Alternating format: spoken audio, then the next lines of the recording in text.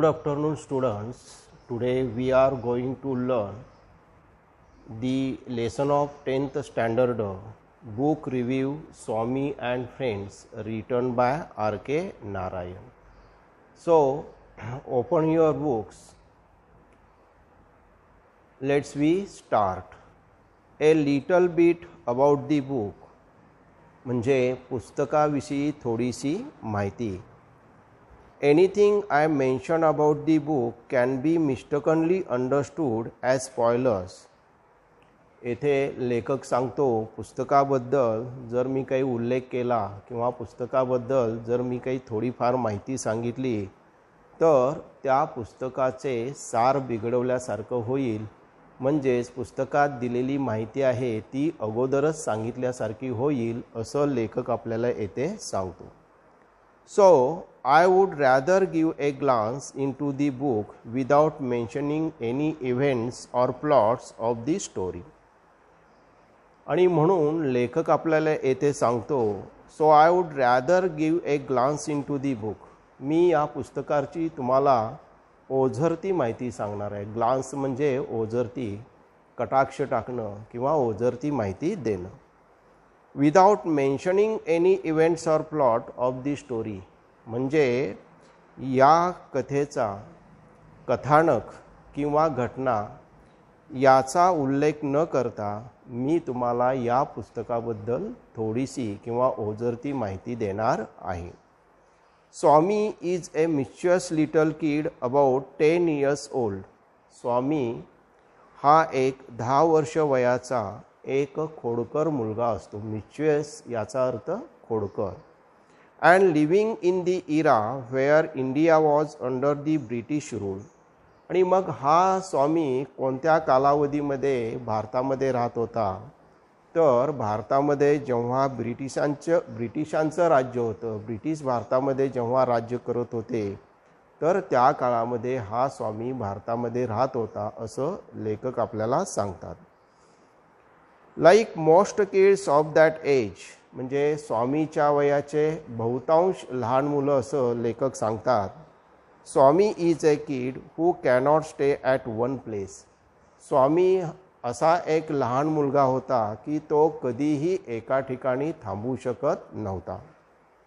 And absolutely hate schools. आणि या स्वामीला शाळेचा अगदी तिटकारा होता. हेट म्हणजे तिरस्कार असणे किंवा तिटकारा असणे.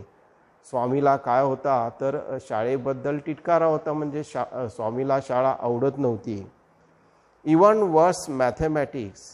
आणि गणित या विषयामध्ये तर त्याची अवस्था अधिकच बिकट होती. वर्स मॅथमॅटिक्स म्हणजे गणित विषयाबद्दल त्याची जी काही अवस्था होती ती अधिक बिकट होती. अर्थातच त्याला गणित विषय आवडत नव्हता. School is his absolute nightmare.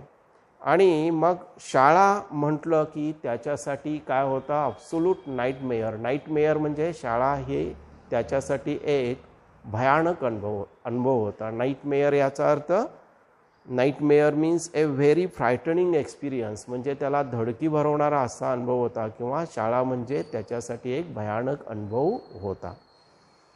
Anyway the story unfolds around the happening of this kid.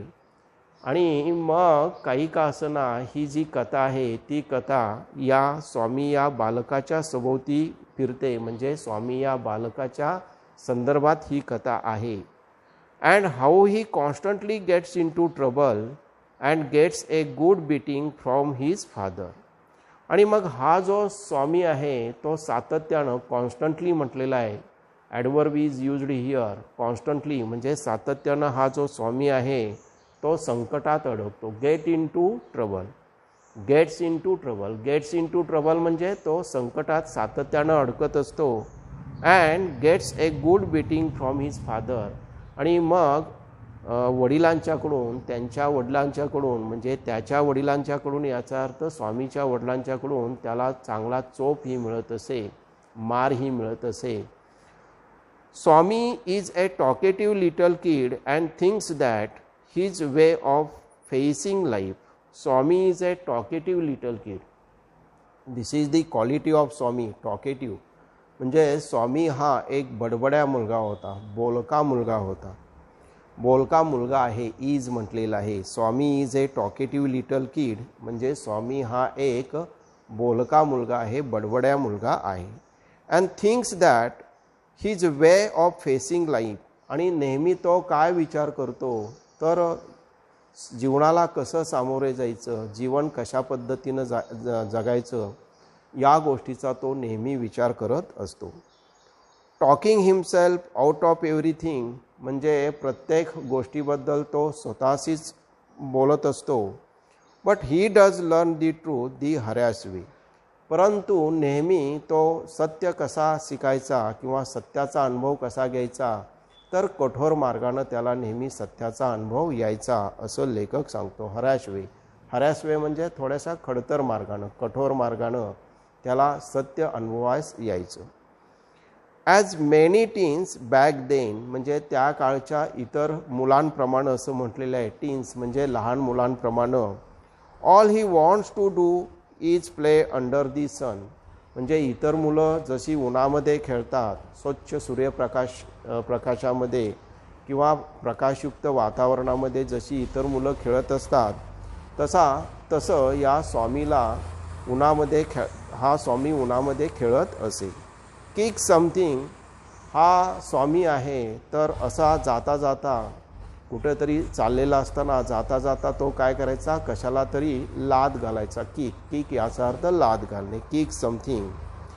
Climb a tree, मध्येच कुठंतरी एखादं वृक्ष दिसला, झाड दिसलं की त्याच्यावरती तो चढत असे. ब्रेक समथिंग, कशाची तरी तो मोडतोड करत असे. And harass somebody like kids today, आणि आजच्या बालकाप्रमाणे तो काय करायचा, हरास समबडी म्हणजे एखाद्याला तो त्रास द्यायचा. हरास समबडी याचा अर्थ एखाद्याला दमदाटी करणं किंवा त्रास देणं.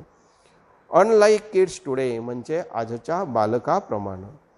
दिस in fact was and in most parts of India still is, आणि आज बहुतांश भारताच्या संपूर्ण भागामध्ये या स्वामीसारखीच काय आहेत, मुलं आहेत.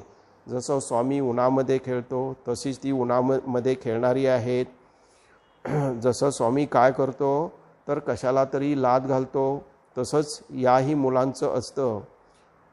जसा स्वामी झाडावरती चढतो तशीच ही मुलं झाडावरती चढत असतात. आणि स्वामी जसं जाता जाता कशाच्या तरी मोडतोड करत असतो, तशीच ही सुद्धा आजची मुलं अशीच मोडतोड करणारी आहेत. आणि म्हणून म्हटलेलं आहे and in most part of India still is, म्हणजे भारताच्या बहुतांश भागामध्ये जसं स्वामी आहे तशीच आज ही काही खोडकर मुलं आहेत असं म्हटलेलं आहे.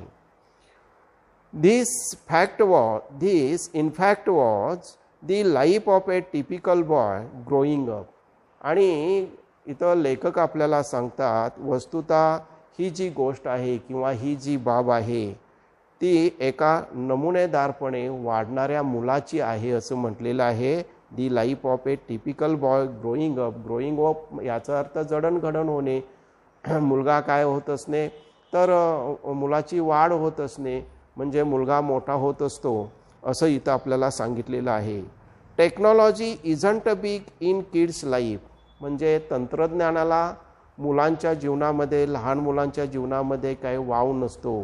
टेक्नॉलॉजी याचा अर्थ तंत्रज्ञान. Isn't big in kids life म्हणजे लहान मुलांच्या जीवनामध्ये हे तंत्रज्ञान त्या लहान मुलांच्या जीवनापेक्षा मोठं नसतं असं लेखक आपल्याला सांगतो. All they want is to play havoc, आणि मग या मुलांना जे काही सर्व हवं असतं ते म्हणजे काय करणं, नासधूस करणं, मोडतोड करणं, काही गोष्टी काय करणं, नाश करणं. तर हे मुलांना काय असतं, हवं असतं असं आपल्याला इथं लेखक R.K. नारायण सांगतात. In what way is Swami A typical boy in this growing years, आणि मग इथं एक प्रश्न केलेला आहे. In what way is Swami A typical boy in his growing years, म्हणजे स्वामी वाढत असताना, मोठा होत असताना स्वामी हा एक कसा नमुनेदार मुलगा असतो त्याचं वर्णन इथं केलेलं आहे. In this regard Narayan gets deeply into the workings of Swami's 10-year-old mind. आणि या बाबतीत असं म्हटलेलं आहे इन दिस रिगार्ड, याचा अर्थ या बाबतीत Narayan gets deeply into the workings of Swami's 10-year-old mind. Narayan हे काय करतात, तर हा 10 वर्ष वयाचा जो स्वामी आहे, तर त्या स्वामीचं ते काय करतात, तर बरोबर हुबेहूब ते वर्णन करतात. Explaining exquisitely how he things, म्हणजे हे नारायण काय करतात, तर ते अगदी रमणीयपणे किंवा नितांत ते काय स्वामी कसा विचार करतो ते सांगतात. And what his perspective of the world is, आणि मग त्याचं जे वावरण्याचं चित्र आहे ते चित्र किंवा त्याचं जे यथार्थ दर्शन आहे ते काय करतो, तर लेखक त्याच्या लेखणीतून हुबेहूब साकारतो असं म्हटलेलं आहे. दी रीडर डज फील लाईक स्वामी, आणि मग हे पुस्तक वाचणारं म्हणजे स्वामी अँड फ्रेंड्स हे पुस्तक वाचणारे जे कोण वाचक असतील, दी रीडर डज फील लाईक स्वामी, म्हणजे त्यालासुद्धा असं वाटतं की आपणच स्वामी आहोत असं वाटतं. And gets very attached with the character as the story progress, आणि जशी ही गोष्ट वाचक पुढे पुढे जाईल तसा हा वाचक काय करतो, तर त्या स्वामी या पात्राशी तो एकरूप होतो. गेट अटॅच्ड असं म्हटलेलं आहे. गेट्स व्हेरी अटॅच्ड म्हणजे खूप या पात्राशी तो काय होतो, एकरूप होतो. जणू काय त्यांना वाटतं आपणच स्वामी आहोत असं वाटतं. That's the magic of Narayanan, आणि मग हेच नारायणन यांची काय आहे, तर लिखाणा पाठीमागची किमिया आहे किंवा जादू आहे असं आपल्याला इथं लेखक सांगतो. सिग्निफिकन्स ऑफ दी बुक, या पुस्तकाची जी काय अर्थपूर्णता आहे किंवा महत्त्व आहे ते महत्त्व, सिग्निफिकन्स याचा अर्थ महत्त्व. Swami and friends by R K Narayan is not merely an interesting read that could be enjoyed from the top to bottom. Swami and friends by R K Narayan, आता आपल्याला माहीत आहे वरती उल्लेख केलेला आहे की स्वामी अँड फ्रेंड्स हे जे पुस्तक आहे ते आर के नारायण यांनी लिहिलेलं आहे. Is not merely an interesting read, केवळ हे एक मनोरंजक असं म्हणजे हे पुस्तक वाचायला मनोरंजक आहे असं नव्हे. That could be enjoyed from top to bottom, तर या पुस्तकाचा आपल्याला नक्षीकांत काय करता येतं, हे पुस्तक आजमावता येतं, म्हणजे आनंद घेता येतो. अगदी पहिल्या पानापासून ते शेवटच्या पानापर्यंत आपल्याला हे पुस्तक वाचावंसं वाटतं, खाली ठेवू नये असं वाटतं. But the work attributes a lot of literary values, परंतु या पुस्तकामध्ये काय केलेलं आहे, दी वर्क ॲट्रिब्यूट्स असं म्हटलेलं आहे, म्हणजे या पुस्तकामध्ये a lot of literary values even if it is A tin book, म्हणजे जरी काय असेल हे एक लहान मुलांच्यासाठी पुस्तक असेल तरी या पुस्तकामध्ये काय केलेलं आहे, तर पुष्कळ अशा वाङ्मयीन मूल्यांकडे लक्ष दिलेलं आहे असं लेखक इथं आपल्या निदर्शनास आणून देतात. Page number 70. Swami and friends is a good read for the kids and teens alike. आता हे जे पुस्तक आहे Swami and friends is a good read, म्हणजे ते एक वाचण्यासाठी चांगलं पुस्तक आहे. फॉर दी किड्स म्हणजे कोणासाठी, तर मुलांच्यासाठी. किड्स याचा अर्थ मुलं, तर लहान मुलांच्यासाठी स्वामी अँड फ्रेंड्स हे काय आहे, वाचनीय पुस्तक आहे असं म्हटलेलं आहे. Also the book is widely used in the Asian continent as A study text for the students who study literature as a school subject at schools. आता या पुस्तकासंदर्भात काय केलेलं आहे, तर लेखकानं आपल्याला माहिती दिलेली आहे. Also the book is widely used in the Asian continent, तर भारतातील म्हणजे जगातील कोणत्या खंडामध्ये या पुस्तकाचा जास्त वापर केला जातो, तर आशिया खंडामध्ये जास्त वापर केला जातो असं लेखक आपल्याला सांगतात. As A study text for the students, म्हणजे विद्यार्थ्यांच्यासाठी एक पाठ्यपुस्तक म्हणून या पुस्तकाची निवड केली गेलेली आहे. Who study literature as a subject at school, म्हणजे जी मुलं शाळेमध्ये काय करतात, तर एक वाङ्मयीन विषय म्हणून वाङ्मयीन विषय शिकतात, तर अशा मुलांच्यासाठी हे पाठ्यपुस्तक म्हणून काय केलेलं आहे, तर खास करून आशिया खंडामध्ये याचा वापर केला जातो. This does not mean that the book is filled with heavy grammar and technical jargon. आता जरी या पुस्तकाचा काय केलेला असेल, आशिया खंडामध्ये पाठ्यपुस्तक म्हणून वापर केलेला असेल, तर लेखक सांगतो त्याचा अर्थ असा नव्हे. This does not mean that, तर याचा अर्थ असा नव्हे the book is filled with heavy grammar, म्हणजे या पुस्तकामध्ये पुष्कळ अशा व्याकरणाचा वापर केलेला असेल, अँड टेक्निकल जार्गन, याचा अर्थ वाचायला समजायला अवघड अशा शब्दांचा वापर केला असेल, तंत्रजड शब्दांचा वापर केलेला असेल, असा अर्थ घ्यायचा नाही, असं लेखक आपल्याला येथे सांगतात. Actually the truth is in contrary to this, आणि प्रत्यक्षात या पुस्तकाबद्दलचं जे काही सत्य आहे ते सत्य उलट आहे असं इथं आपल्याला लेखक सांगतात. इन कॉन्ट्ररी टू धिस म्हणजे आपण असा नाही विचार करायचा की या पुस्तकामध्ये पुष्कळ व्याकरणाचा वापर केलेला आहे किंवा मुलांना समजाय अवघड तंत्रजड अशा शब्दांचा वापर केलेला आहे, असा या पुस्तकाचा अर्थ घ्यायचा नाही. तर या पुस्तकाचा अर्थ अगदी उलटा आहे. म्हणजे हे पुस्तक मुलांना वाचण्यासाठी कसं आहे, तर सोपं आहे, त्याच्यामध्ये अवघड शब्दांचा वापर केला गेलेला नाही, असा त्याचा अर्थ होतो. Swami and friends is written in such a simple English. इथं लेखक आपल्याला सांगतात स्वामी आणि फ्रेंड्स हे जे पुस्तक आहे ते सोप्या इंग्रजीमध्ये लिहिलेलं आहे. It is hard to imagine that, म्हणजे अशी कल्पना करणं हे अवघड आहे.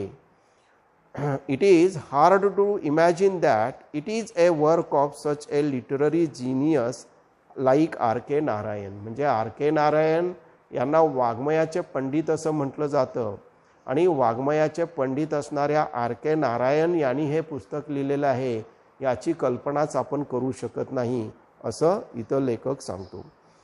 दी English used in the book is both plain and simple.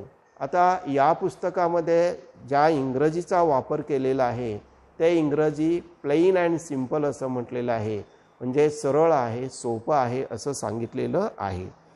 Without any troubling words for the kids, म्हणजे मुलांना गोंधळात टाकणारे किंवा मुलांना अवघड वाटणाऱ्या अशा शब्दांचा वापर या पुस्तकामध्ये केलेला नाही. Also the use of simple and short sentences adds to the simplicity of the book.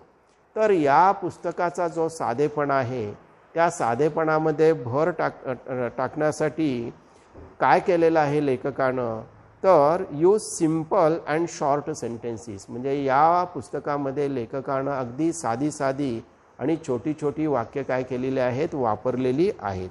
आणि मग ही जी साधी आणि छोटी वाक्य आहेत ती साधी आणि छोटी वाक्य काय करतात, तर या पुस्तकाच्या साधेपणामध्ये भर टाकतात. It is mentioned in the description that the book is about a mischievous 10 year old Indian boy. आता या पुस्तकामध्ये कशाचा म्हणजे उल्लेख केलेला आहे, it is mentioned in the description, या पुस्तकाच्या वर्णनामध्ये असा उल्लेख केलेला आहे that the book is about a mischievous 10 year old Indian boy. म्हणजे हे जे पुस्तक आहे ते एका 10 वर्ष वयाच्या खोडकर भारतीय मुलाविषयी आहे. And some parents may be concern about the influence this will have on their already mischievous children. आणि मग पालकांना थोडीशी काय झालेली आहे, तर चिंता लागलेली आहे, काळजी लागलेली आहे. कोणत्या प्रकारच्या पालकांना चिंता लागलेली आहे किंवा काळजी लागलेली आहे, तर ज्या पालकांची मुलं अगोदरच खोडकर आहेत, अगोदरच खोड्या करत आहेत, त्या मुलांनी जर हे पुस्तक वाचलं तर ही मुलं काय करतील, अधिकच खोडकर बनतील, अशी चिंता काय झालेली आहे, तर पालकांना लागलेली आहे. So look, but the book is as such that it encompasses the mischief of the kids in a view of the kid which is harmless and pure in his respective. But the book is as such, म्हणजे पुस्तक अशा प्रकारचं आहे that it encompasses the mischief, म्हणजे हे पुस्तक काय करतं म्हणजे कशाला घेरतं किंवा भेदतं. Encompasses the mischief of the kids, म्हणजे ज्या मुलांच्या खोड्या आहेत, जी मुलं ज्या खोड्या करतात, इन ए व्ह्यू ऑफ ए किड, म्हणजे एखादं बालक घेतलं आणि त्या बालकाच्या दृष्टिकोनातून जर आपण विचार केला, which is harmless and pure in is respective. तर या पुस्तकामध्ये ज्या बालकाचा काय केलेला उल्लेख केलेला आहे, म्हणजे स्वामीचा उल्लेख केलेला आहे, तर तो स्वामी हा मुलगा कसा आहे, तर harmless and pure in his respective म्हटलेलं आहे. तर या पुस्तकामध्ये ज्या बालकाचा उल्लेख केलेला आहे ते बालक निरुपद्रवी आहे, शुद्ध आहे असं म्हटलेलं आहे. म्हणजेच त्याच्या खोड्यातून कोणालाही त्रास होत नाही असं सांगितलेलं आहे. Also amidst all the mischief and naughtiness we actually find that Swami is a loving and tender kid who is actually very sensitive. We actually find that म्हणजे पुस्तक वाचताना प्रत्यक्षात आपल्या लक्षात येतं, Swami is a loving and a tender kid. स्वामी हा कसा मुलगा आहे, तर प्रेमळ आणि सुकुमार मनाचा मुलगा आहे असं म्हटलेलं आहे.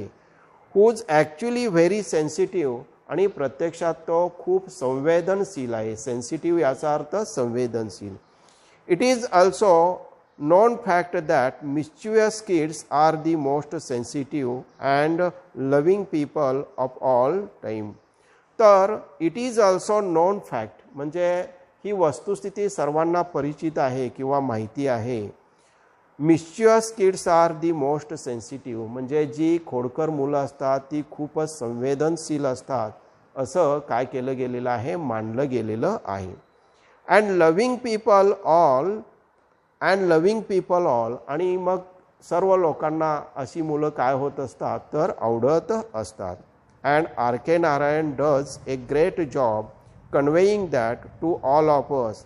आणि अशा पद्धतीनं आर के नारायण यांनी काय केलेलं आहे, तर स्वामी आणि फ्रेंड्स हे पुस्तक लिहून त्यांनी काय केलेलं आहे, एक मोठं काम केलेलं आहे.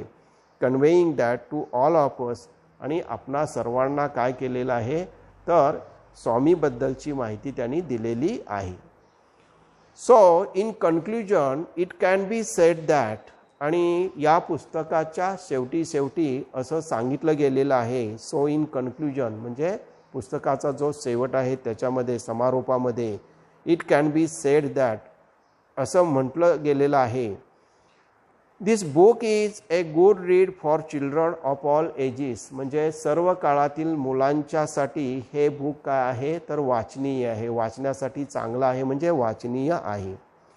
who may just enjoy a good read or who may want to improve their English skills. म्हणजे ज्या मुलांना काय करायचं आहे, तर चांगल्या वाचनाचा आनंद घ्यायचा आहे. or who may want to improve their English skills, किंवा ज्या मुलांना इंग्रजीच्या कौशल्य वाढवायचं आहे, चांगल्या प्रकारे इंग्रजी शिकायचं आहे, तर अशा मुलांच्यासाठी हे स्वामी अँड फ्रेंड्स हे जे काही पुस्तक आहे ते चांगलं आहे असं लेखक आपल्याला इथे सांगतात. अबाउट दी ऑर्थर, तर या पुस्तकाचा जो लेखक आहे अर्थातच आर के नारायण, त्यांच्याबद्दल थोडीशी आपल्याला इथं माहिती घ्यायची आहे. About the author of Swami and friends is India's one of the greatest authors of all time, R K Narayanan. आता स्वामी अँड फ्रेंड्स या पुस्तकाचे जे लेखक आहेत, one of the greatest authors म्हणजे आज काही म्हणजे संपूर्ण जगामध्ये जे काही सर्वात असे महान लेखक आहेत त्यांच्यापैकी हे आर के नारायणसुद्धा काय आहेत, एक महान लेखक आहेत. R K Narayan is responsible for many of the outstanding literary works in India.